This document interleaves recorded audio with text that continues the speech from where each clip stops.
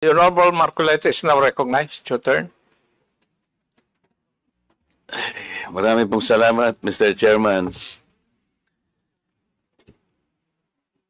Sa YouTube, sabi po ninyo kanina, lahat ng election misinformation, katulad po ng mga contents that might negatively impact free and fair democratic elections, ay tinatanggal po ninyo, sir. Tama po. Mr. Chair, certain types of election misinformation po, Mr. Chair. Kasi po ngayon, actual po yung nangyayari sa akin. Ako'y binabas po ng, hindi naman po masyadong marami. Ngunit dahil nga po doon sa pagkakasabi ko na there is no such thing as West Philippine Sea, meron pong isang Commodore na tumawag sa akin na traitor. Do you understand, attorney, the word traitor? Yes, Mr. Chair. Yun ba ay shocking? Yun ba ay incendiary? Yun ba ay demeaning or inappropriate language for a member of Congress like me?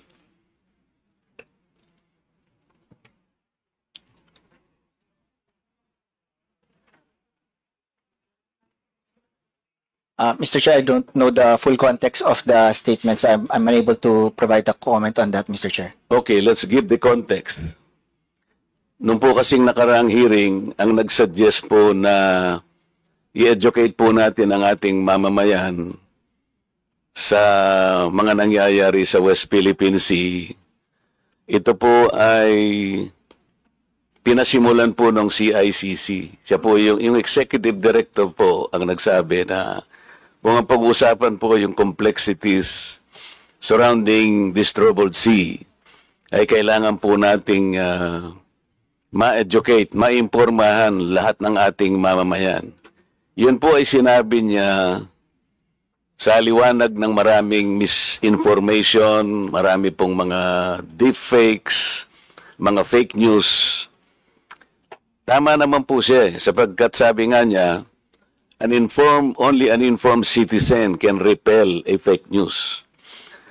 Ako po, sinuportahan ko yung pangungusap na yun sapagkat kailangan lang. Sapagkat hindi naman po pwedeng pag-usapan po natin ang West Philippine Sea ng tayo-tayo lang. Sapagkat marami rin pong claimants kasi na pinag-uusapan dyan sa bahagyang yan ng ating mundo. So, gusto kong pasimulan po yung public discourse nung sinabi kong there is no such thing as West Philippine Sea. Ang ibig ko pong sabihin, if we involve the international community, hindi po nila makita sa mapa yung West Philippine Sea. Hanggat hindi po kasi natin na ipatatala ito do sa pandaigdigang patalaan ng mga dagat, magtataka po yung mga bansang nasa Europa halimbawa. I-google nila o baka gamitin pa nila yung mga platapormang ginagamit po, YouTube, Facebook.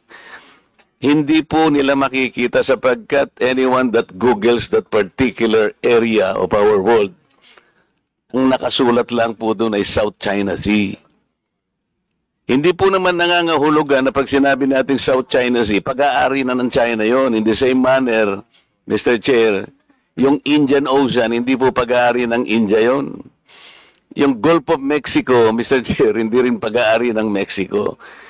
Ang ibig sabihin, gusto po nating iklaro lahat sapagkat ayaw nating payagan na magkakaroon ng misconception, miscommunication.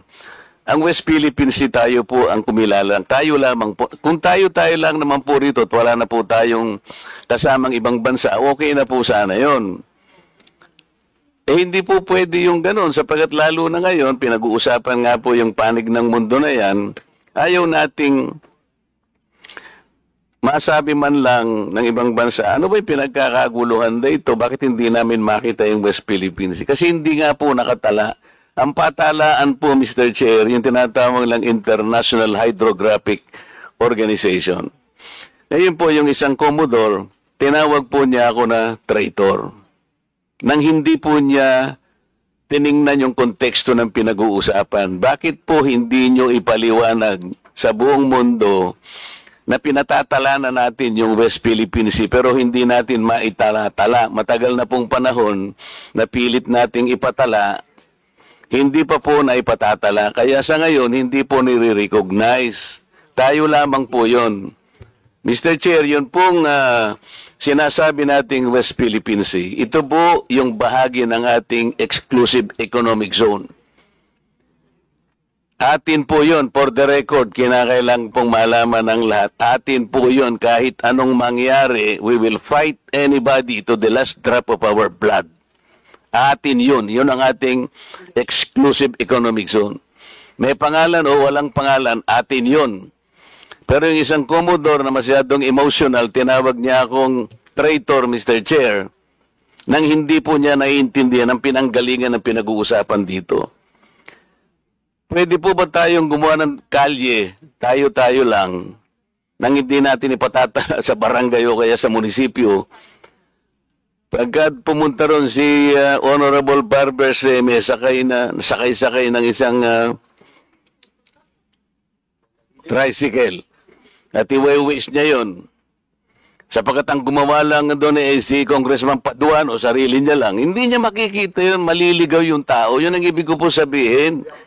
Ilagay po natin sa konteksto ng pangmundong pag-uusap ito. Hindi po tayo nag-iisang bansa lang sa daigdig. Yan po yung ibig ko sabihin. Ngayon, kung mag-google po o kung magbablog po yung mga ibang mga tao at ipipilit nila na si Congressman Marcoleta, maka-China pala ito. Mr. Representative po ng YouTube. Kasi pag tinignan niyo po yung YouTube, lilitaw yan. Marcoleta pro-China. Paano po ninyo ipaliliwanag sa tao na hindi po ako pro-China? Ngayon po lumalabas, pag tinignan niyo po yung YouTube, lalabas po doon ewan ko sino po yung gumawa niya, pero maliwanag na talagang election misinformation, Mr. Chair. Lahat kanya ng kandidatong senador ni PRRD ay financially supported by China. Nandyan po ngayon sa YouTube. Lahat po niyan siguro nakikita nyo na. Paano po ito, hindi po niyo ite-take down itong mga contents na ito, sir?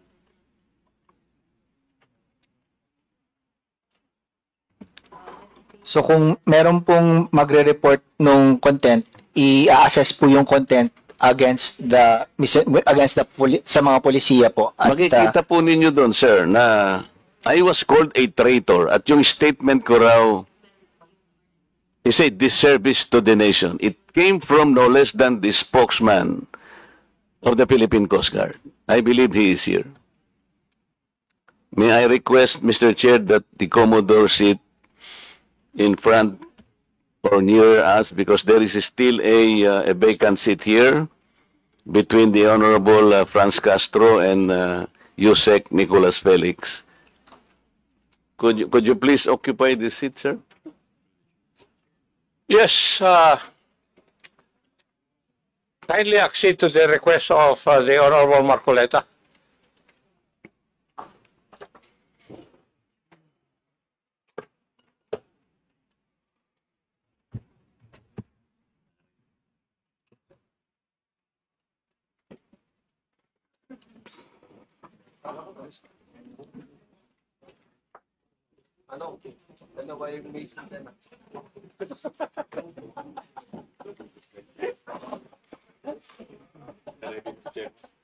May I continue, Mr. Chair? Please proceed. And thank you for acceding to my request, Mr. Commodore. You just called me a traitor, sir.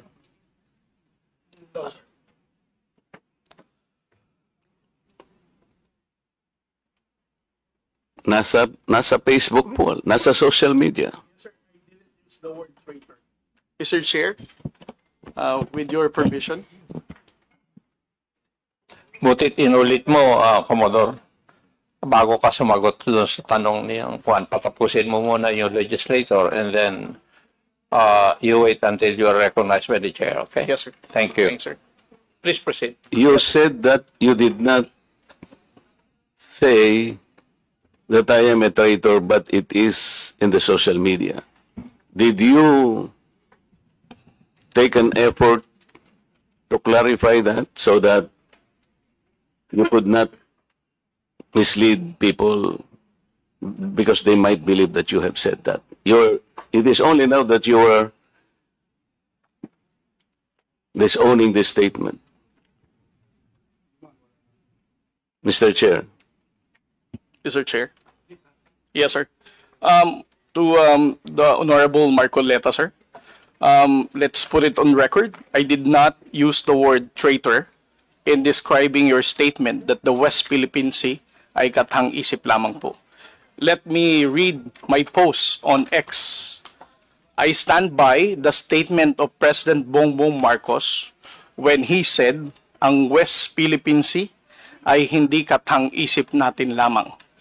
Ito ay atin, ito ay mananatiling atin hanggang nag-aalab ang diwa ng ating minamahal na bansang Pilipinas.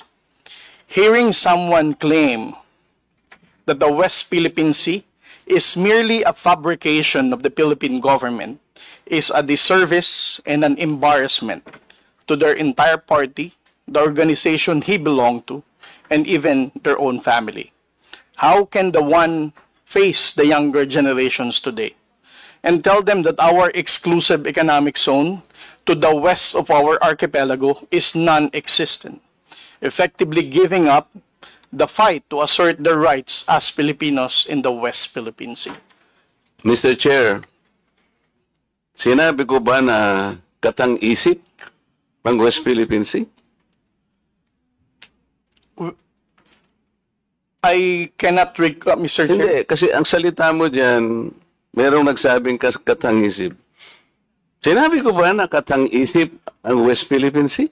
I said I stand by the statement of the President. I did not mention you said it, sir. Meron kang katang-isip na sinabi dyan eh. To whom are you referring that? No, sir. The katang-isip phrase was the President's statement during his SONA. I just merely restated the statement of President Bongbong Marcos Kaya nga, when he you are now, delivered it to SONA.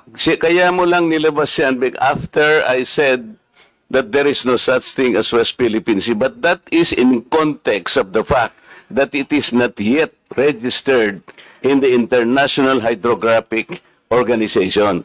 Alam mo, Commodore, ang procedure. Tama. Mr. Chair, No, you have to answer, Mr. Chair. Alam Yes, mo sir. yung procedure kung paano maitatala, kung paano natin papangalanan ang isang karagatan na tayo ang may-ari. You know the procedures, right? with respect to the 19th Congress who passed You the have Republic to Act answer my question, 12064, Mr. Chair. the Philippine Maritime Zones Act, sir, the West. Kindly repeat your question. You know, Commodore, the procedures on how we can register the name of a maritime area that we control or that we believe it is ours. You know the procedures on how Yes, to sir. register. Okay. So, ano na po ba, nakarehistro na po ba, nairehistro na po ba natin yung West Philippine Sea? Sir, with regard to your question, there must be a legislation and then submit it to the international. Oo nga, meron na po Hydrographic tayong Organization. legislation. And Yes, as a sir. matter of fact, nagagawa na po yung Congress. Kailangan po talaga yon. Yes, sir. Nagpasimula tayo sa administrative order, pero kulang yon. Kaya nga po ang Congress gumawa para tulungan po kayo. Okay, sa ngayon po, sa tagal na po ng proseso, yun po yung dapat ninyong palaging gagawin. Kailangan lahat ng lakas natin gamitin, maparehistro po natin. Pero ngayon, hindi pa nakarehistro. Tama po. Again, sir, answer your question. It Please. steps by Commodore, step. sandali. Yes, sir. Please answer the question Yes, directly. The question calls for a yes or no. No, sir. If it's in IHO, yes, through legislation. Sinasabi ko yung IHO because this is the only world body that officially names a particular area of the sea. Kaya sa konteksto po ng pinag-uusapan natin, kaya ko lang nasabi, sapagkat hindi pa po nakatala we need the international community to recognize a part of our own. Yun lang po ang punto doon, Mr. Commodore. So kung hindi pa po nakatala, tama po ako, hindi ba? No, sir. You are inconsistent. No, sir. I did not say that you're correct. I will not agree that you are correct. West Philippine Sea is our exclusive economic zone. Eh, Mr. Chair, wala tayong dispute that. Sinasabi ko na nga sa iyo, yung sinasabi nating West Philippine Sea is our own exclusive economic zone. This is ours.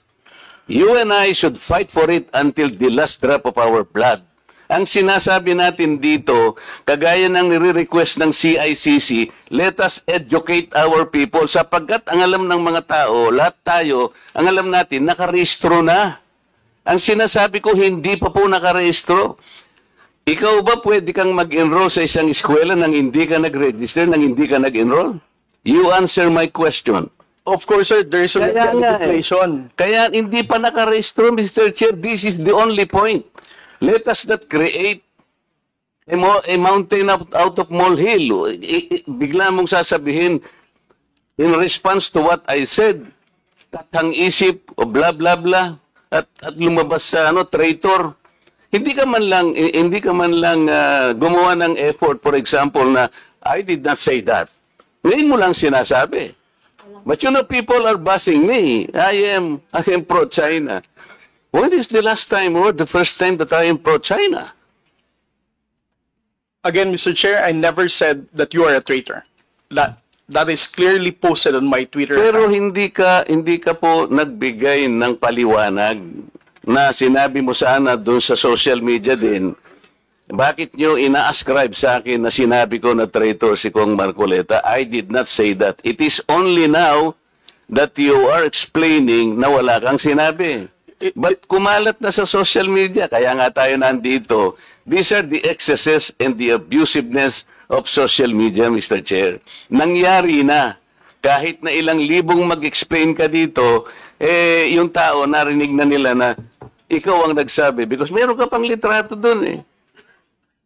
Mr. Chair, No. nobody has ever asked me whether you are a traitor. This was only the first time that I was asked whether you are a traitor or not. You are not even aware na sa social media sumabog yun. Nandun yung litrato mo and the claim that I am a traitor. Ngayon ka lang nagpapaliwanag na I am not a traitor. Pero nangyari na yon.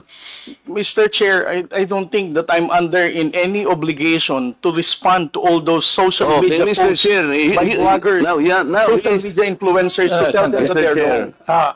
Siya muna. Sabi niya wala siyang obligation. Finish your statement. Yes, sir. Mr. Chair, Honorable Marcoleta, sir, I think I'm no under obligation to tell all the social media influencers, to bloggers, defend your name, tell them that you are not a traitor. Again, I did not mention that you are a traitor. Those words did not come from me. Why would I go to the extent of defending you and you are running for Senate? I might as well be interpreted as supporting somebody for public office. Mr. Chair, clarifying something that is wrong is Have not the floor, political. please. Thank you, sir. Commodore, tinatanong lang ni Honorable Marco Reyes that merong lumabas kang statement.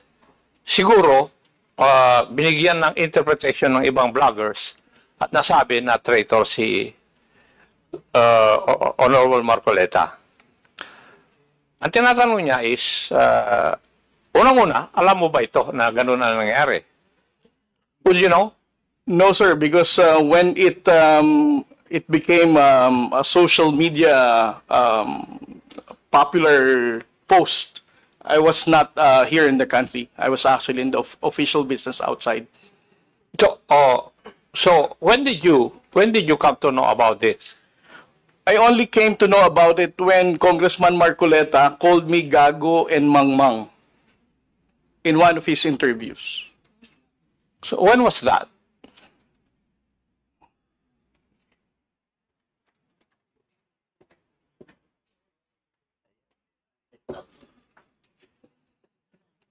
during his interview last February 10, huwag tayong magpagago at magpaka-ignorante katulad ng Commodore na yan.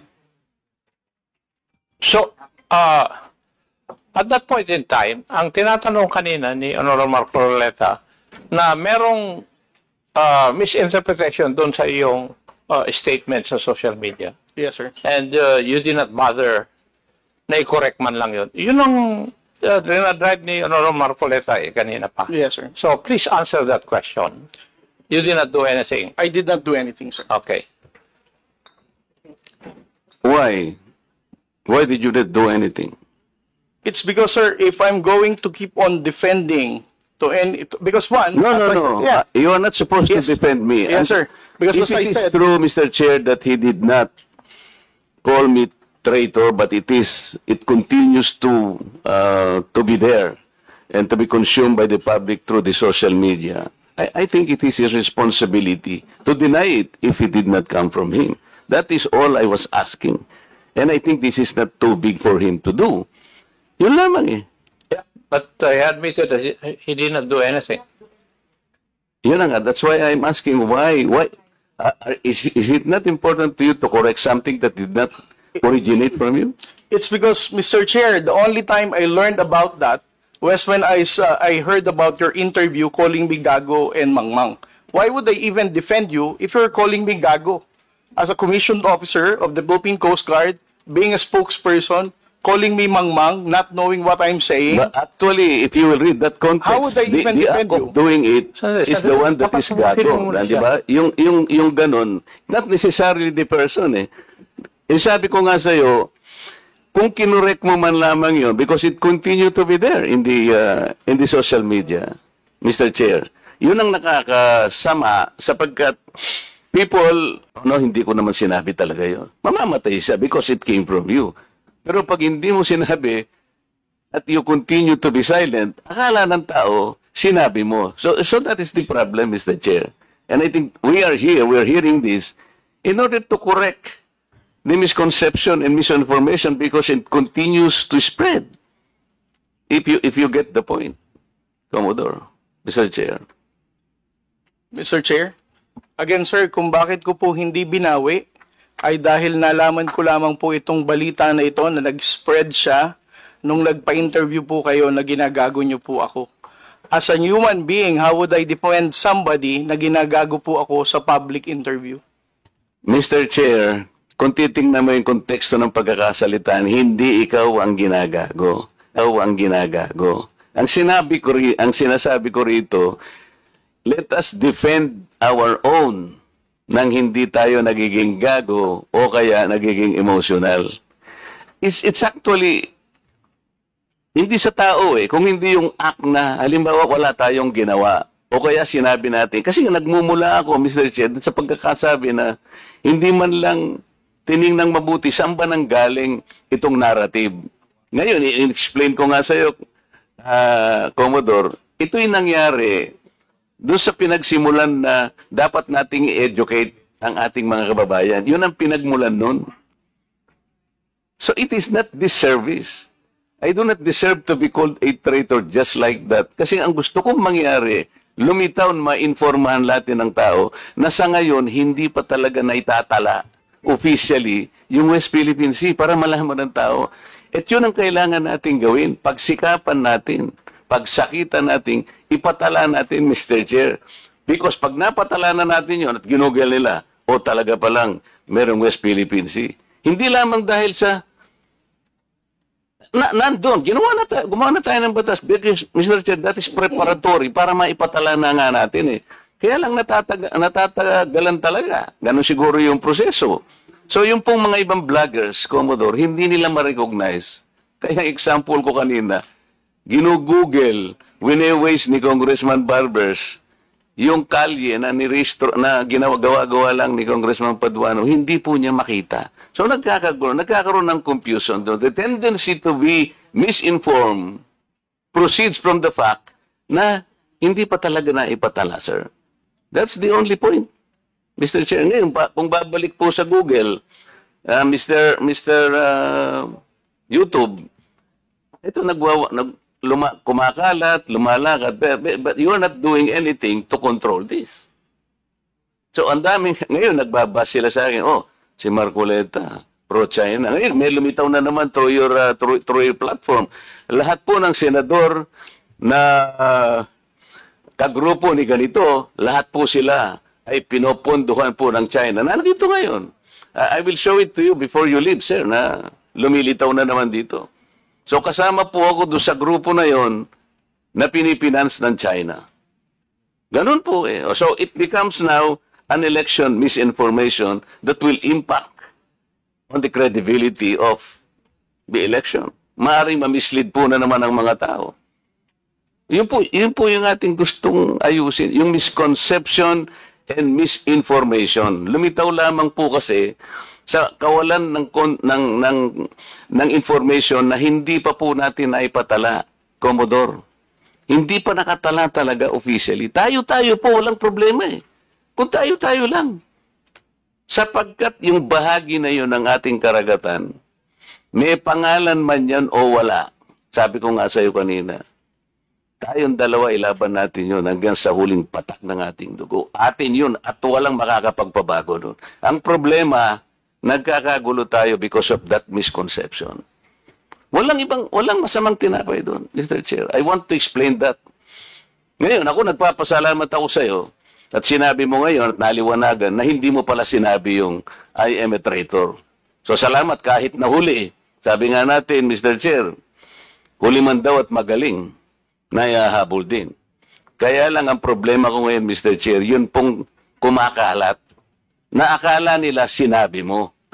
At lumaki nga, sapagkat siguro, dahil medyo nasaktan naman ako, nakapagsalita ako ng wag nating depensa ng sariling atin na magiging emotional tayo o kaya nagpapakagago tayo. So, kaya lumaki ng lumaki dahil lamang doon. But the context, Mr. Chair, the context is gusto nating huwag gamitin ang misconception or misinformation, lalo na ng mga vloggers, sa lahat po ng bahagi o aspeto ng ating buhay. Ang West Philippine Sea ay atin, Commodore. Yes. Because this is the exclusive economic zone of the country. And there is no changing that fact. Kahit anong magbali-baligtarin natin ang mundo natin, atin ito. Kaya lang ipatala po natin yung pangalan para po hindi gamitin sa misinformation. Mr. Chair, thank you very much.